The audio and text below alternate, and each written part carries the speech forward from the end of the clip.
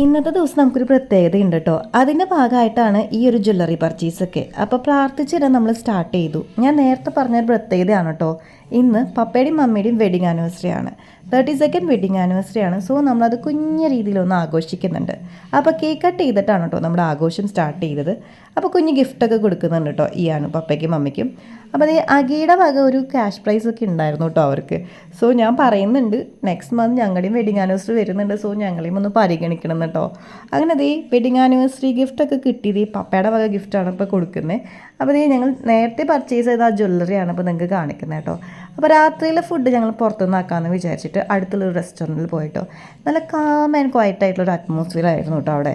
അപ്പോൾ നമുക്ക് കുറച്ച് നേരം സംസാരിച്ചിരിക്കാനൊക്കെ പറ്റി. പിന്നെ ആകെ കൂടെ ഒരു ഡീമെറിറ്റ് പറയണമെങ്കിൽ നമുക്ക് പറയാമെന്ന് വെച്ചാൽ കുറച്ച് ഡിലേ വന്നു ഫുഡ് വരാൻ വേണ്ടിയിട്ട്. പക്ഷേ ഫുഡൊക്കെ അടിപൊളിയായിരുന്നു കേട്ടോ.